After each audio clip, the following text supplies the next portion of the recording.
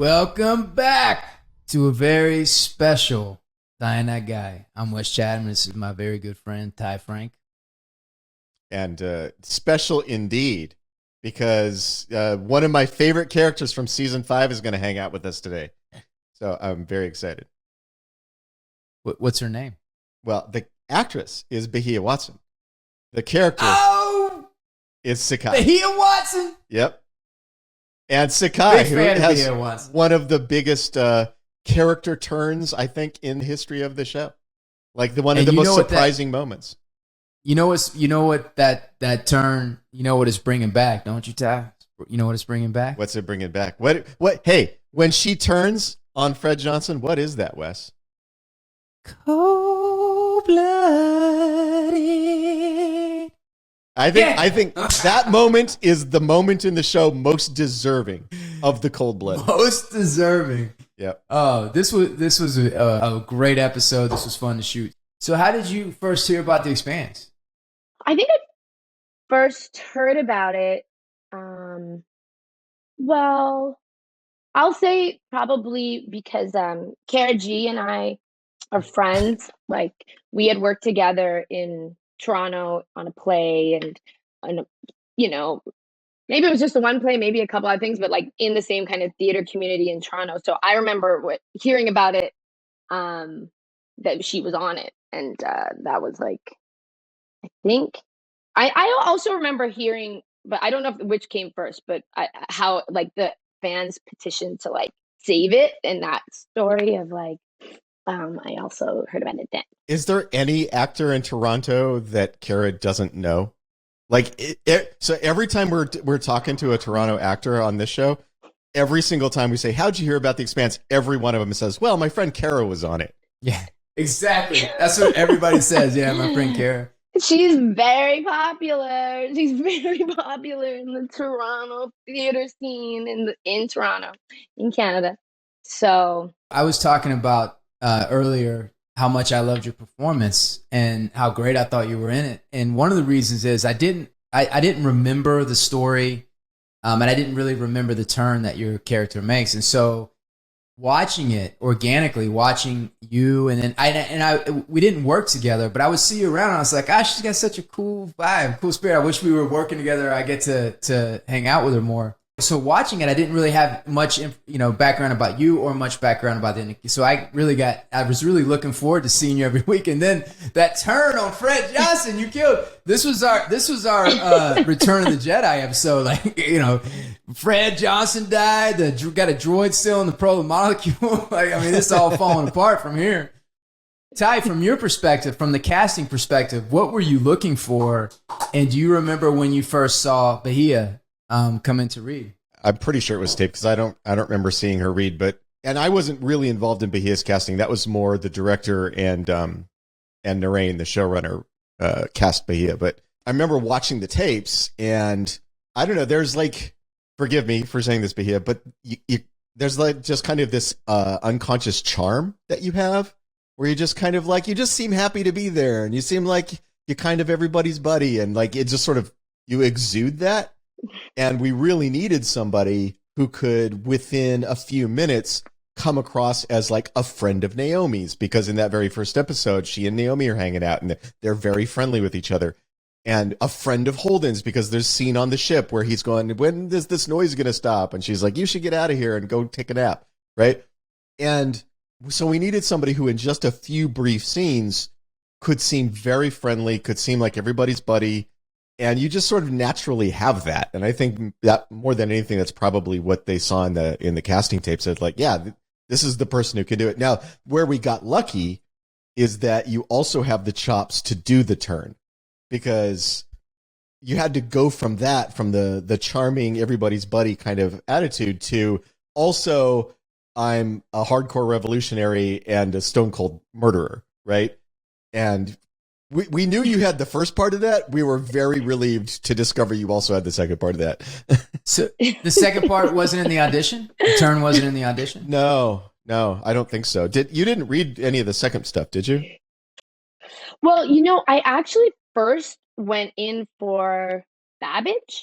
That's right.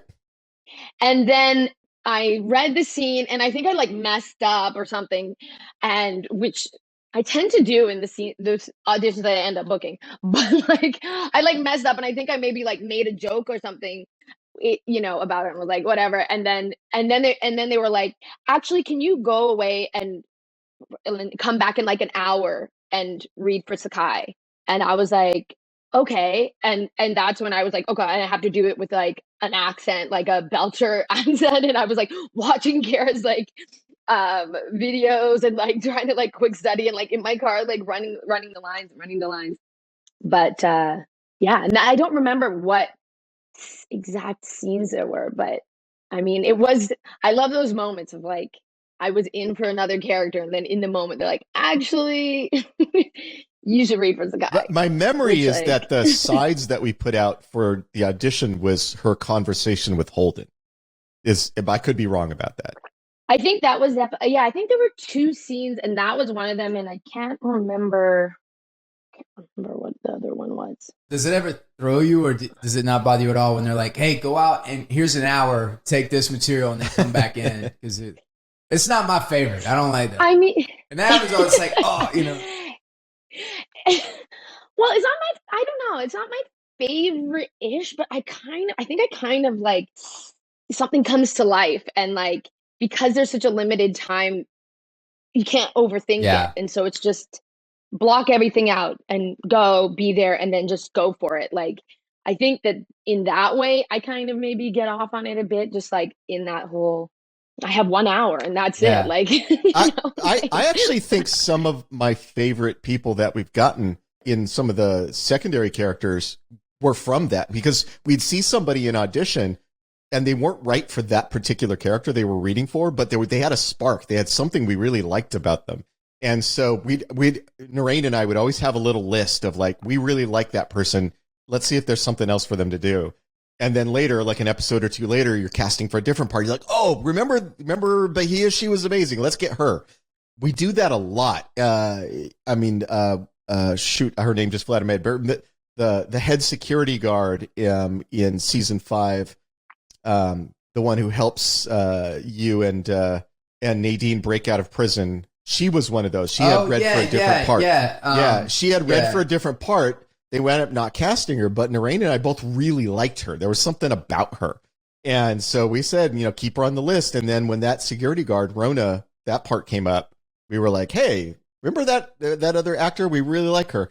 And we do that a lot. So it doesn't surprise me that that's what happened with you, Bahia, that like maybe they were like, she's not quite right for this character, but there's a spark there. There's something we really like.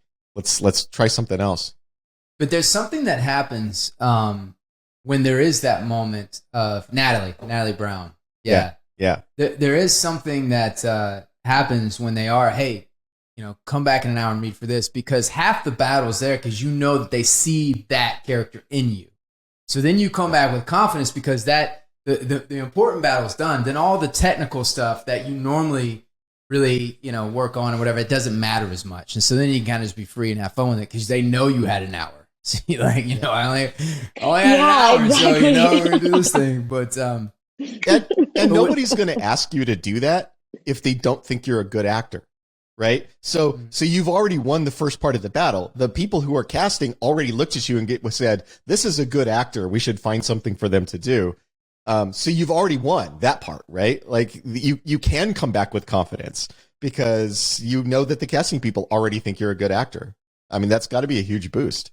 What's interesting about your performance, and to finish what I was saying earlier, is that I always forget when the season's over. When I work on something else, it's like a memory wipe, and I forget what the thing was before. And I was watching your performance, and I remember seeing you around. I think I seen you at Dominique's house a couple times. Like I remember seeing you like working. And it's like, oh, she's got this great vibe. And then watching you, I got really sucked up in your work. Like I liked you. I liked seeing you and then when you had that turn, I didn't see it coming. I mean, I know I read the scripts and I was there and everything, but I was like, wow, she did such a great job. And then at the end, when you're getting questioned, your whole DNA, your whole vibe is different. And usually you can find an actor that can play one side of that coin. They're extremely likable. People like them. They have this friend. They're kind of disarming. And then, or they could play the other side, where it's a warrior whose ability to to murder in cold blood or whatever, but to be able to do it both seamlessly, that's the rare thing. And you did such a great job. From your perspective, like, how did you prepare? Like, what did you see, Sake? Like, what did you see, like, as you started this thing, like a little bit of her past and her journey coming forward?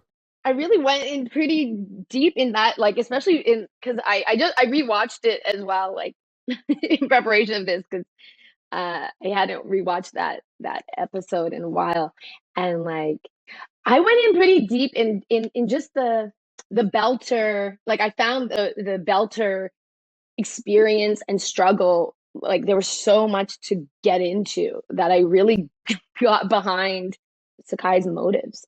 Like, I felt very from within, I felt like that is what needed to be done, and also, like, yeah, like the pain of oppression,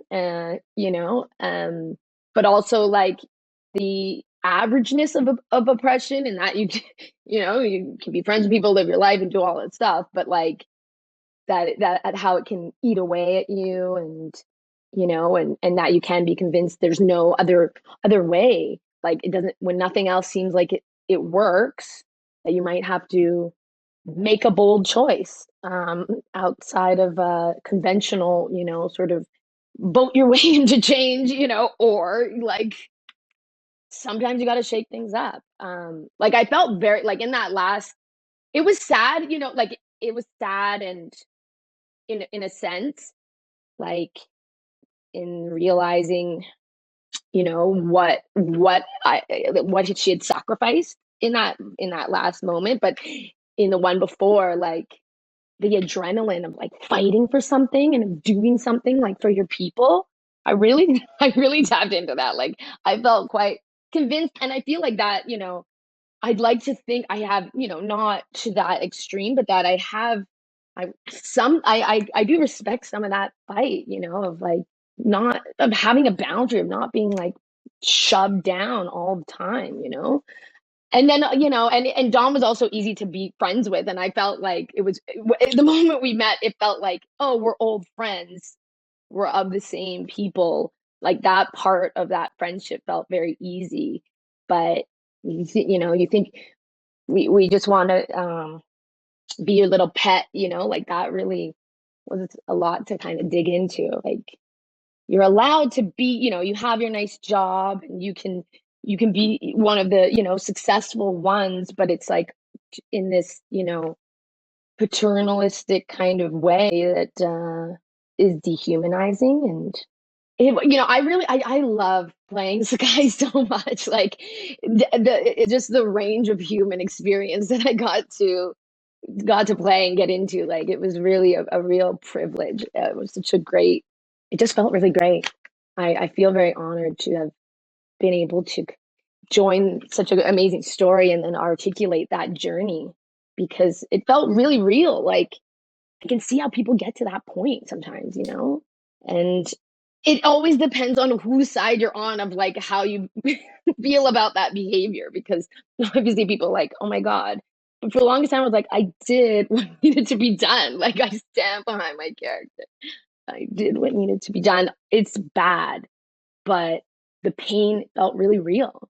One of my favorite things that happened after that episode, and especially the later stuff where Sakai's being interrogated, and she states her argument of, when Holden's like, you had a good job, why aren't you happy? And her saying, I didn't want to be your favorite pet. My favorite thing that came out of that was the huge number of people who directly reached out to me to say Sakai's not wrong. And what I love about that is she murders a beloved character. She almost murders two other beloved characters on the show. She causes all this damage and chaos on Taiko Station, which is like one of our recurring locations on the show. And when she gets a chance to speak on what her motives are, people hear it and go, you know what? She's actually kind of right. That tells me that it's a great mix of good writing. I think Dan Nowak wrote that episode. Good writing and a performance that sells the emotion of the moment. It's just a great combination of stuff to make that work, because when you can do all those things, when you can kill beloved characters, when you can cause all this chaos, and then when you state your argument for why you did it, the audience hears it and goes, well, actually, she kind of has a point. That is exactly what you're trying to achieve. So thank you for that. That was great. Thank you. Yeah, no, thank you. It was just, amazing writing, like such a rich character to get into. Hearing you talk about it and describe it right now, it's clear to me actually how heroic she is, because she did have this place, she did have this good job, she did have some sense of security, but it wasn't. She still saw the injustice and sacrificed all of that because she knew it wasn't right, because she knew it wasn't. She wouldn't be. And in each scene as a character, you're always fighting for your point of view, fighting for what you want in each scene and each thing. And the fact that you're getting the audience on your side and they're seeing, because it's so honest and authentic and such a powerful performance that they're like, holy shit, like I'm riled and motivated for her. Yeah, fuck you, Holden. You know what I'm saying? Well, and it forces the audience to confront an uncomfortable truth, which is that Fred Johnson, as much as we like him and as much as Chad Coleman is a very charismatic actor and all of those things, he's the foreign savior, right? He's the guy who comes from outside and comes in and goes, don't worry, you poor repressed native folks, I'm coming to save you. And that is one of the uncomfortable truths about his character. And she lays it out. She's like, well, you murdered Fred. He was fighting for Belters. And he's like, no, he was a tourist. He wasn't one of us. He wasn't one of the people who's actually suffering this oppression. He came here to save us. And as you said, Bahia, how paternalistic that is. Like, you poor sad savages, you can't save yourselves. Here I am, the great white hope. I will come save you. There's a lot. That's a very problematic sort of thing to do. And I love that she exposes that and forces the audience to sort of confront that version of what Fred actually was. I love when you can make the audience rethink what they thought the story was about. Yeah, I love that. It's so, the complexity of that and making people, see it from another side. And like, even, in getting into the character, like it opened me up to, my empathy up to just what it can feel like to be pushed into those kind of extreme actions, and that that sort of paternalistic, like, I know that it happens a lot, like with indigenous people and indigenous populations, like that relationship is it's dehumanizing and frustrating and insulting, and and in so many ways, like even now with like everything in the world that's going on, and you're just like, how do you make a change? Like, how do you actually change anything? Like right now it's like Roe versus Wade, and it's like, will it ever, like, what would it take? You know what I mean? Like, what would it take to break out of this loop? Otherwise you're stuck there, you're stuck in your position trying to do it the right way. Again, I'm not condoning extremist behavior, but to get, I could see it through Sakai. I could see what, that frustration and pain and fighting for a future, Well, if you feel like you have to murder me to make a political point, I'll understand. No, I mean, I wouldn't. I'll help you. Just don't rat me out. Like, just be strong like Sakai was in when she gets questioned. Right? Rat it out, no one. Bahia, are you okay answering some questions from fans? Yeah. All right, I'm gonna read a couple questions here and answer them or not as you choose. Arnold Ferguson wants to know, how did you prepare to play Sakai, who's immediately likable in the first 3 episodes and then is the biggest traitor? Like, did you? We already talked about that quite a bit, but was there anything special you did preparation wise for that, or it was just you relied on your enormous talent? Well,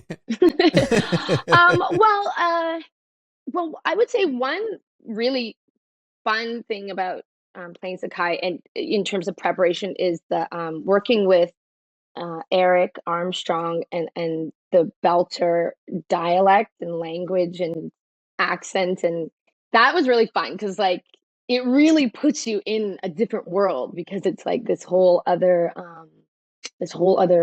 like the sounds and everything. It's like not of it's here. It really feels like a like they're from the belt, like all the people from all over the world who end up there. So I feel like the language was really a big part of the preparation and access into, the Belter experience. In terms of the making the turn, like it was all very well written, like it was all so well constructed that it just felt like very not like easy to follow, but working it like all the relationships felt true, joking around with Holden, but having this thing in the back of my mind. And then once it's go time, then having that adrenaline and that experience, and then having to kind of sit with your actions and what has been achieved and also what has been sacrificed um in that holding cell. Like it all, a lot. I felt very like held by the world, uh, to be able to make those. I Make will that shift. say this is not a fan question, but I do want to say, like, if you watch the show through to the end of season 6, Sakai's struggle works because the end of season 6 is they give power to the Belters, which is what what Sakai's fighting for. It's like, we don't want to be under your thumb. Give us some power. She did make a difference. She made a difference. Yeah, and like you literally the whole time I was like, when is Marco gonna thank Sakai? Like for what she's done? No. Like, He's I'm like, he didn't even care, didn't even mention. So like in that relation, in that thing, I was like, he's just out there taking all the credit. Total narcissist. He's totally taking all the credit. I didn't even think about it. He's total narcissist. Yeah. Yeah, I made it happen. Yep. No, the Marco's gift is the ability to take credit for everyone else's work and deny any of the responsibility. Is that hard for you picking up? Like, was it a lot of work in terms of the Belter accent, or is it easy for you? And I heard a little bit at the beginning that you do a lot of voice work. So is this something that you kind of could tap in easily, or is it take a lot of work? Because your accent and your voice is so great in the show. What was that process like?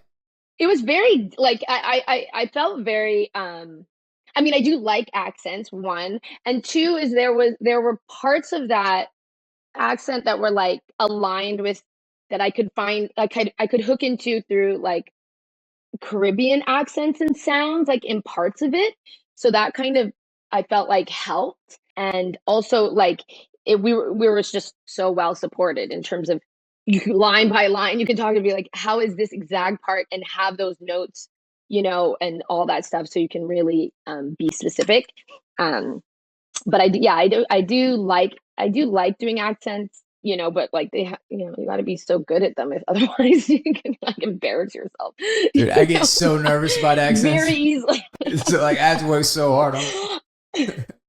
I know. Well, luckily this one is like because it's like a new made up one. Like then there's no one who's like, we don't sound like that, Like well, and there's 1,000 different variations of the Belter accent because the belt is gigantic, and there's like tons of different stations and stuff, and they all have like their own regional accent. So even if yours is a little different from the others, that's okay. That just means Sakai came from a different part of the belt. That's all. That's what's great is everybody can make it their own. Like Jared Harris, everybody. So you kind of take this, and it's just another extension of your expression. Yeah. Exactly. All right. So Daniel wants to know, as an actor, would you rather play a faithful friend or a turncoat traitor?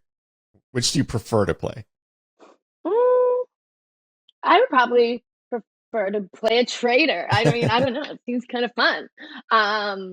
Yeah, it was really fun, like to get into that mindset because, like, I hadn't really. Well, maybe in a play, I did a bit of a.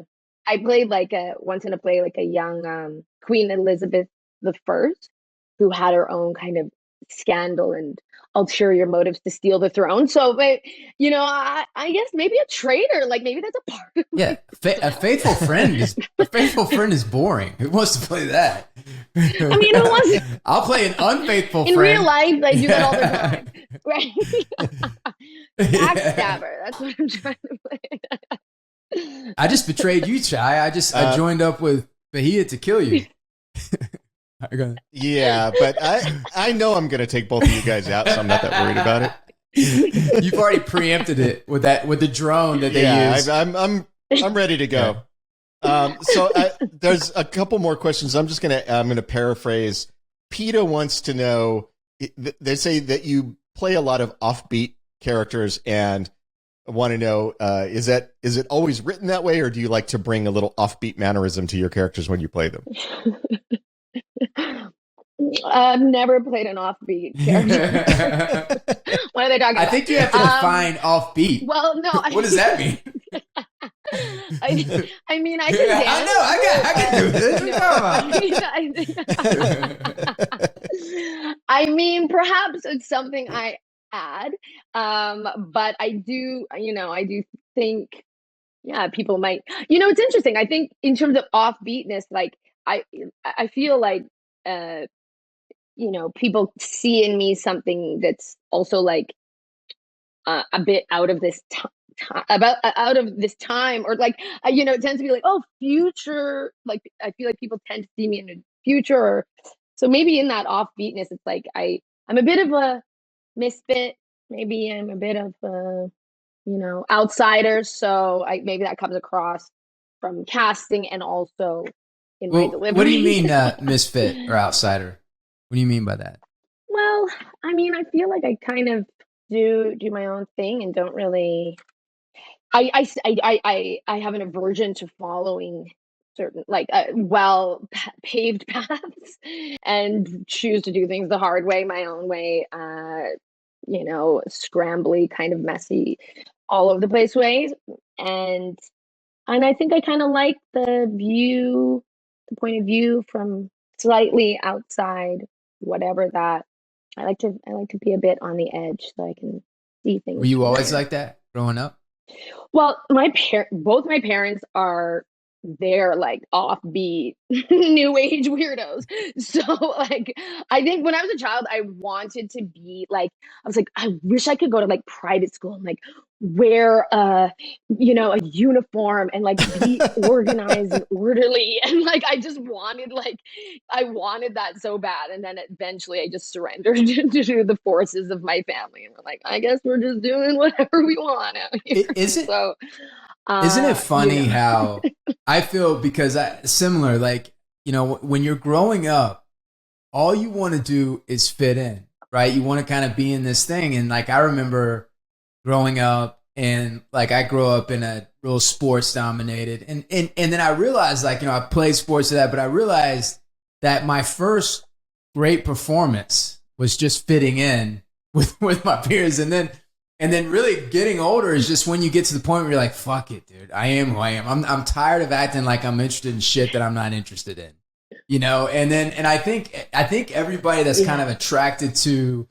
what we do in this business it is a little bit off the beaten path. There is a little something about it that attracts us to, like, one thing that I find in common, like in just hearing you describing what it was when you were growing up and listening to Ty describe when, Ty, what he was growing up, is that there is a little bit of like, you always feel out of place. You really don't feel like, you really don't feel like you vibe with a certain thing. And I actually remember, and I say this to Ty all the time, and one of the reasons we started this podcast is because the first time I met somebody where we could just talk about movies, random movies for hours, and I didn't exhaust them, was like when I went to LA.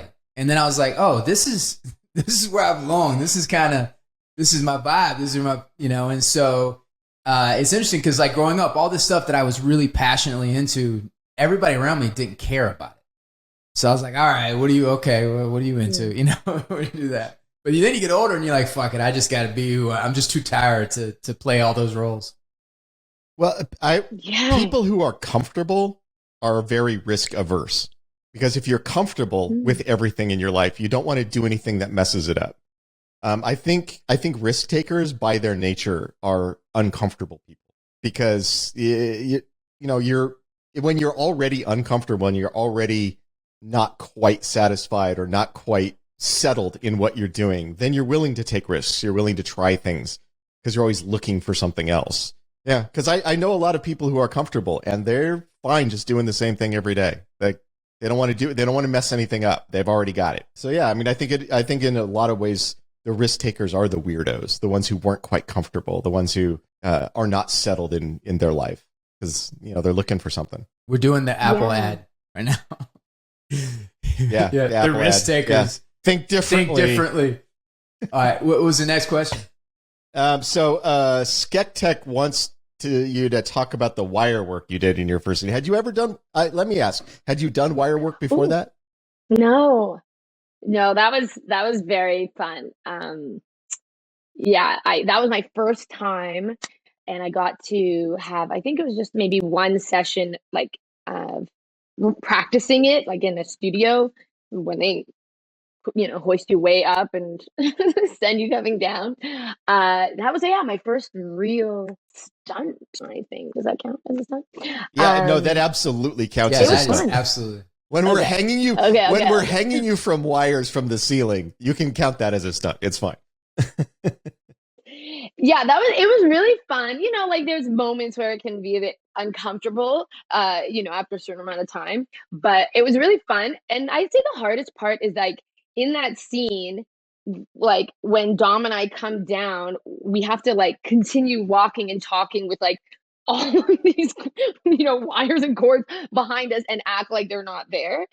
So that's probably like when it becomes funny. Like really overall in this show, like also doing the 0G stuff, like all that, at one point I had to, I think, float a coffee cup over the whole thing, and like the mental of like, and kind of just put it, like act like you're putting it here and like release it, and you don't put it like all the detailed work of being in space. I feel like, when it comes to like awards and stuff, like sci-fi actors are often neglected, but I'm like, it's actually so much harder because there's so much going on, and then you're actually just playing these intense, like, drama and everything like that.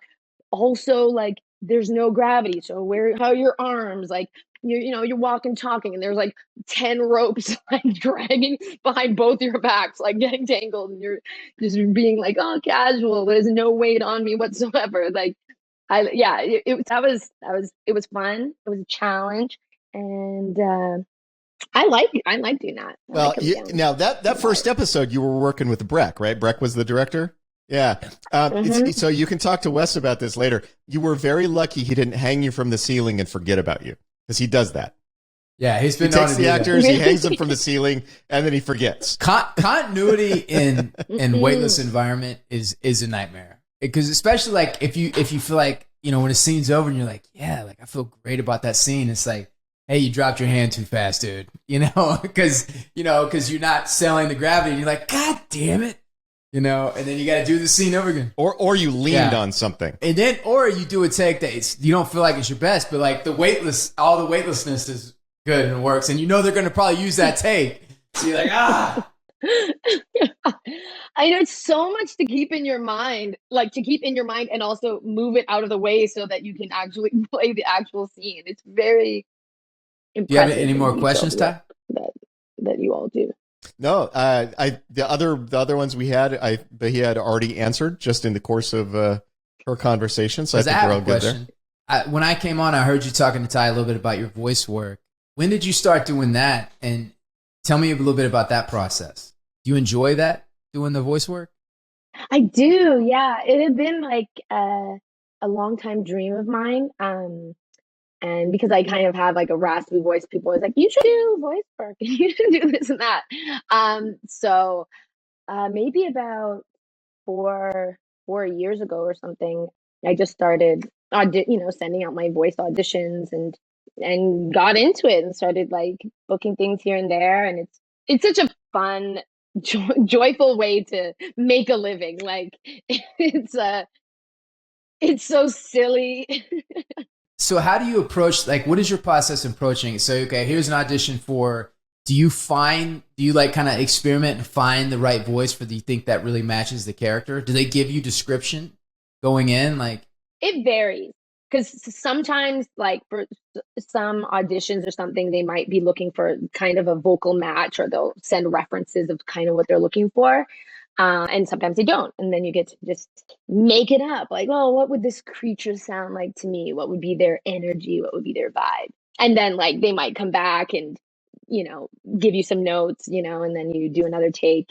Really, with animation, the voice directors are so amazing and such a huge part of it because they work with you, scene by scene, and kind of they're kind of keeping in their mind what the visual, like, have a bit more information of what the visuals will end up kind of looking like, or, in terms of just if it's like, a hushed thing because it'll be, like, what's going on in the world, because you can't see it yet when you record your first rounds. But it's so fun. I mean, I really love it. It feels like the best, when I'm like, oh, I really gotta be watching more cartoons for my career. Like, what I mean? well, It's really that's it. That's interesting you say that, because a friend of mine offered me this thing and it was can't remember the name of the cartoon, but it was a cartoon, and I was a voice on the cartoon, and I showed up and I was working with this and I haven't done it before. And I was working with this really great voice actor, and he was a veteran. So we go in there and we go in the booth and we're working next to each other because we had a scene playing off each other, whatever. And it's like his voice just went into, like, and I was like, that sounds like the cartoons I heard when I was a kid. Like, he just went into it, and I'm doing it, like we did it. I was, trying to, ground it, be honest and connected and listening. And they're like, you gotta, it's gotta, and so, yeah, like, and so then I was like, fuck. And I just like was trying to like go back in my mind and remember those big cartoon, voice and everything. And it ended up being so much fun. But it is a skill and a craft in itself, and it's something that that these people are really good. The guy was really great because he would do that voice, and then he would jump into another voice that was way lower and everything, and it was fun. Yeah, they're the really seasoned voice actors. Like, I'm kind of still, I think, pretty like new to it, but yeah, they'll have like just voices that they do, like, that they can turn on and like nail it and always and be consistent. It's just, and they know the rhythms. Like, I'm like, I do need to watch more cartoons because there's certain like rhythms and like in the action, and you're like, oh yeah, I have to do all the like, oh, and all the impact sounds and like falling and screams and all that stuff. Like, When you watch cartoons now, are you like, oh wow, can you see like, oh, that's a good voice? Oh, they're, like, that's a really good voice actor. Can you just see that? well, I definitely see, like, I can hear, yeah, I listen to it a bit differently, and then sometimes get very surprised by people's really interesting choices, because especially now, I feel like there's such a diversity of like animation styles, and voice styles that people do. Like, there'll be like a kids cartoon that sometimes will just have like a grown man doing like a full grown man voice, like, and not actually like compressing it, and that's just the voice, that's the world that they're in. So, And that was me. and that was you. Me doing a great, yeah. I was like, yeah. What was, because Joseph asked you about a cartoon in the beginning. What was that cartoon that he was asking you about? Well, first he asked me about Clifford, Clifford the Big Red Dog, which I played. What do you do in Clifford? Well, that season we did one or two seasons, but it's not running anymore. But that I played Clifford's one of his best friends, Bailey, which was a little white Australian Shepherd dog. Which is like literally be like, okay, like, I gotta go to work, and it's like barking and howling for like, and then you go home and it's like, what kind of, I mean, they did talk amongst themselves, but depending on, when the humans are listening, they just had to sound like dogs. And then also Strawberry Shortcake, where I play Orange Blossom. We talked a bit about that, and And then coming up, I will be on My Little Pony. Well, Oh, that's so cool. My Oh, kids wow. are watching My Little Pony. They like that show. classic. Yeah. Should we do the top 5? Okay, today we're going to do our top 5 best bad / evil robot. Ash, Alien, Centennials in The Matrix, David in Alien series, ED-209 in RoboCop, Ultron in Avengers, MCP in Tron, Fembot in Austin Powers, Box in Logan's Run, Maximilian in The Black Hole, Gunslinger in brackets Yul Brenner in Westworld, Mother in I Am Mother, 100 in Terminator, T-1000 in Terminator 2 or T2, Roy in Blade Runner, Leon in Blade Runner, Ava in Ex Machina, and Spider Things in Runaway. Yes. Dude, that blew my mind. I did not.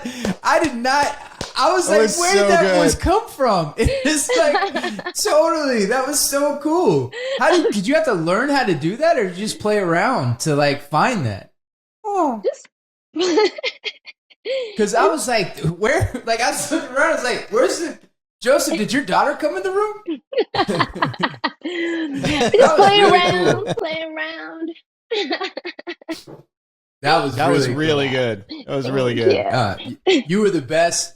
Not Strawberry Shortcake. What was the other one? Orange Blossom. So Orange Blossom. Orange You're the Blossom? best Orange Blossom that I've ever heard.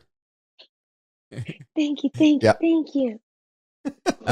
So I don't know if Joseph explained it. So we do a top 5 every week, and then this list goes down in the annals of history as the actual correct list. So we'll find something that's inspired by the episode. So we had that drone come to steal the protomolecule. So then we'll do like a top 5 best bad robots in movies, and then we kind of go through and talk about and debate like what should be number 1, what should be number 2, what should be number 3, number 4, number 5. And I mean, and this is how well I know Ty. I bet I know what your number 1 is, Ty. Of course, you know what my number this 1 isn't is. as Of course, easy. you do. Really? It's the number 1 is super easy for me. Ruckert Howard and Blade Runner. Oh man. So Wow. Ash. It It would be Ash. So okay, it's Ash is How? my number 1. Ash from Alien. Okay, so it would probably be a tie between Ash and Roy, because the thing that Ash and Roy both have in common is they're very complex characters, right? They're not just, I mean, I love the T-800. Terminator's great. One of my favorite robots ever. But the T-800 is not complicated. Yeah. Right? The T-800 he is a machine designed to kill people, and he spends 90 minutes killing people. That's not complicated. Whereas with Ash, he's designed to trick humans to think he's human. So he spends the whole first part of the movie just seeming like another one of the humans. And then when he is revealed to be a robot, it's such a surprise. And what his motives were for the whole movie are a huge surprise. And he's really complicated. And Roy is the same way. I mean, we know right from the beginning that Roy is an android. The thing that's surprising about Roy is the reasons why he's doing the things that he's doing. They turn out to be very human. They turn out to be very understandable. We get him. And by the end, he goes from a villain to a very tragic character by the end. So those two, I think, would be a tie for number 1 for me. Roy Batty For sure. would be is number 1 for me. And the reasons that it's number 1 for me is because to go from this purely evil, unstoppable, like the original Terminator, and then have this complete arc to where he wins me on his side, and he has these emotional motivations that are very human, and at the end, that's the tears in the rain, where he comes full circle to where he gains your sympathy. Yep. I'm gonna go. I put Roy number one for me. And then, so the only difference between Ash, like I mean, obviously Alien is one of my favorite movies of all time, and I love Ash, in his turn and everything is really interesting. But the original Terminator, even though it was simple, I haven't seen anything like that up until that point.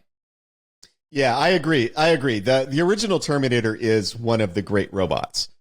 You know, I mean, you kind of know he's the bad guy right from the beginning, even though they play it a little close to the vest. You know, at the very beginning of the movie, like which of them is the bad guy. You kind of know he is because he murders those punks at the Griffith Observatory. But the fear that he generates just by moving into a scene, you know, part of that is Arnold Schwarzenegger's incredible physical charisma, but part of it is just the way everybody reacts. I mean, when you hear Reese talking about the Terminators, the fear in his voice, you know, it really it adds so. And then that amazing scene where, you know, the police lieutenant's like, you know, don't worry, you're safe now. There's 60 cops in this building. Nothing can happen to you. And then the Terminator just goes in there like he doesn't give a fuck and just murders his way through the building coming after her. The whole that, you know, that's the big climax at the end of the second act. And the whole third act is, okay, this thing is unstoppable. It just murdered 60 cops and didn't even care. And now all we can do for it, for the last third of the movie, is run away from it. So it's such a great moment. They're just one step ahead of surviving. You know, like the whole his repairing his eyeball and the stuff in the sink or whatever, that blew my mind. I never seen anything like it. And so seeing a robot on that level, that's why it goes up there. But yeah, have you seen any of these? Do you have any favorites? I have seen some of these. I have a very horrible memory. So do I. Don't worry about details. It. Yeah. I'm like, oh my gosh. And then I was like trying to think of robots, and I was like, I didn't realize it was Bat Evil, and I was like, Wally? That was literally the only robot I could think of. You're not like embarrassed now because I did not. That fucking Wally scares the shit out of me. Yeah, I don't. You got to keep your eye on that one. That little roach that he carries around. That was weird about that.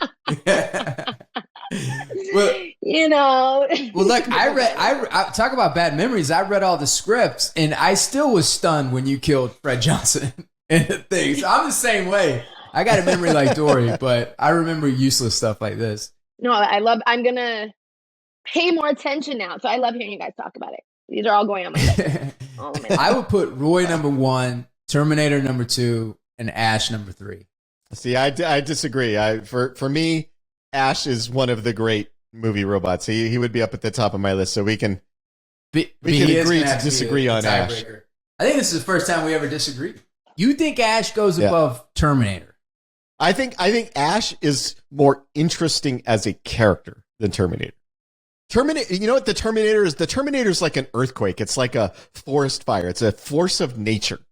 It's this unstoppable force of nature that all you can do is run away from and try to survive. But Ash the legend of Terminator. So this guy, this butt-naked guy with a hard ass comes from the future, and he's surrounded by lightning bolts. And then when Reese is in the car and he's loading the shotgun and he's sitting there and he's telling the story of the Terminator, there's a mystery and a history and a legend about it that just it puts it above anything for me. So I agree with you. I mean, Ash is a close number 3, but Ash is he is a normal person that you then find out is a robot. And that's a big surprise about the robot, but it doesn't have the legend or the mythology around him like the Terminator. The Terminator is this great. You can make a movie called The Terminator. You can't make a movie about Ash or called Ash. I don't know. Ridley Scott keeps trying to do that. Yeah. He keeps trying to make that movie. Hey, where's the computer and the Close the Stanley Kubrick 2001. Hal. Oh yeah, Hal.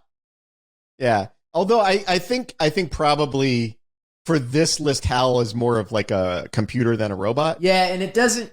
It's not necessarily evil. He's more.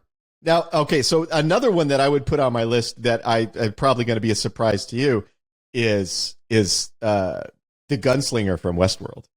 When I was a kid, and the first time I saw Westworld, that moment where the gunslinger kills what's the actor's name? Isn't it James Brolin? Is it James Brolin? It is James Brolin. Thank you.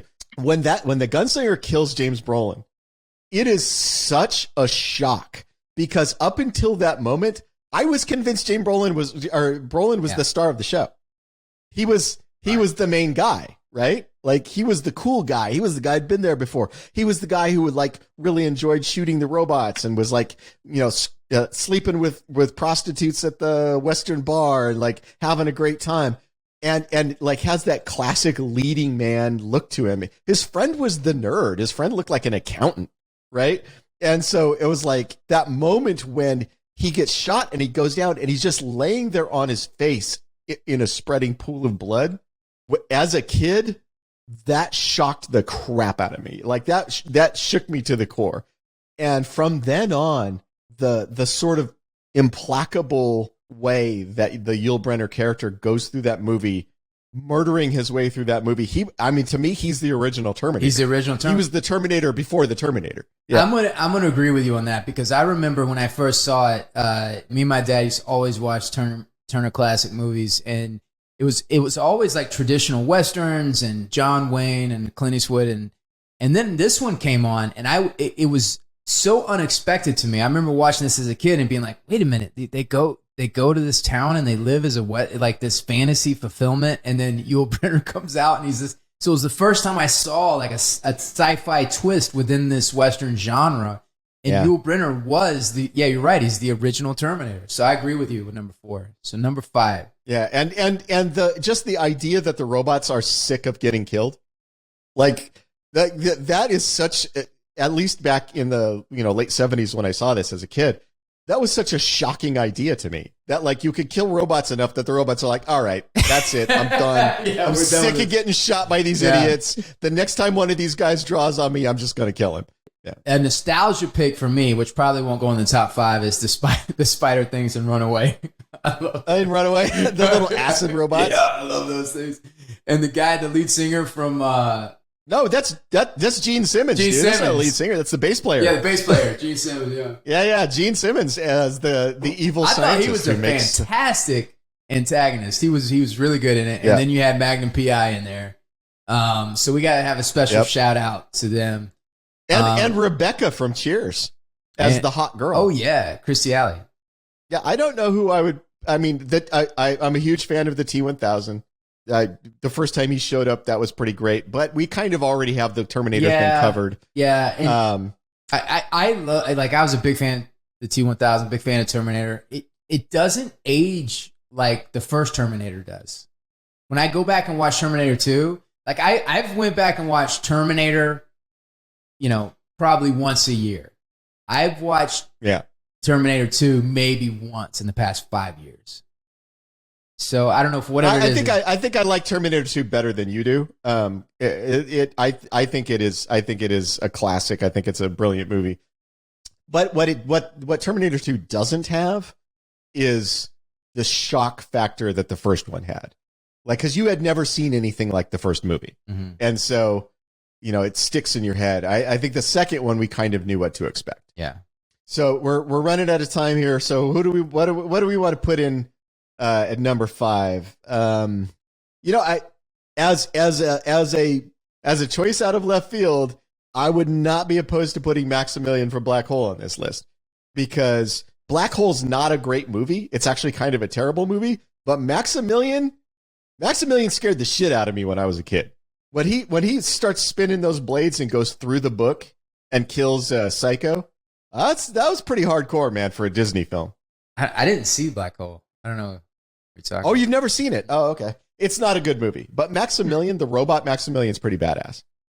What's I don't know. What's your choice for number 5? What's Wes? David from the Alien series?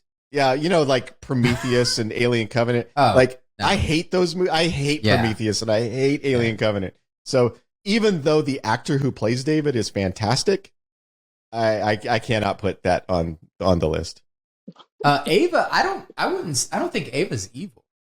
I think she's smart from Ex Machina. Yeah, I don't think she's evil. I She I just think, left the guy who saved her to die. Yeah, but I think Ava is the modern version of Yul Brynner. I think Ava's the one who's like, I am sick of being the plaything for humans, so I'm gonna get away. I'm getting out of here. All right, so we got to go. We got to get Bahia out of here. So what's your pick for the last one, so we can say goodbye? The spider machine's off. Run away. All right, I'm with you. All right, let's do it. Spider robots. Thank you so much, Bahia, for coming on this show. We really appreciate you taking the time to do this, and I'm sure the fans, all 8 of our fans, are going to be thrilled to hear from you. Thank you so much for having me. It's very fun to be able to talk about Sakai and talk with you guys. And I loved working on the show so much. It's such a beautiful show. And Wes, I love your character too. Like, very powerful, very, hot and complicated. He's based on me, right? You know that, right? I did. Yeah. I could. Amos is basically me. Yeah.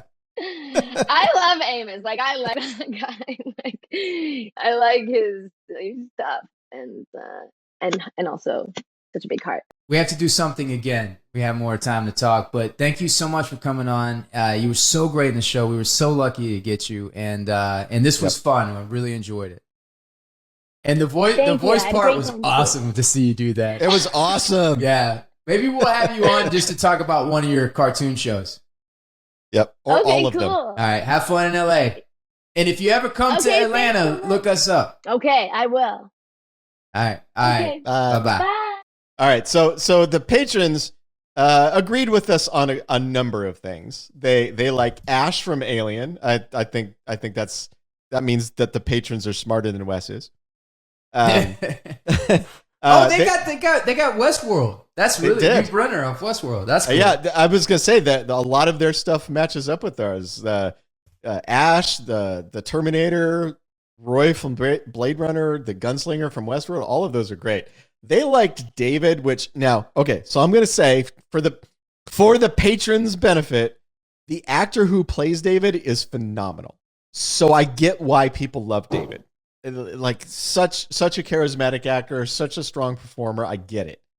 Unfortunately, that character is trapped in movies I do not like. So that pushes it down the list for me. And I love Ex Machina, but I agree with Wes. I don't think Ava's a bad guy. I don't think Ava's evil. I think Ava is sick of being pushed around by humans, and maybe she's a little cold-blooded. But I get why she does what she does. I understand her motives. So she doesn't. If I'm living in that world, if I'm living in that movie, I'm on her side. I agree. And it has nothing to do with her stunning beauty. If I was in that world, well, maybe it has a little something to do with it, but I'm on her side 100%. Isn't she married to Michael Fassbender? I think she is, right? Yeah, I think she is. So doesn't that mean she's married to David? It all comes full circle. It's all full circle, yeah. Wow, it's beautiful. It's a beautiful completion. Thank you to the patrons for putting together their list. We agree with almost everything you said. We're very much on the same page when it comes to robots. What warms my heart, Ty, is that I feel like the patrons, they really get us. I feel like that we're connected and we're in sync. And I think they started to really understand us. Yeah, we should. If they get 5 for 5, we should do something really special. One of these, like if they get all 5, we should do something really special. We should do something. We should do something nice for them if they get all 5. Yeah. Yep. Say goodbye, Ty. Goodbye, Ty.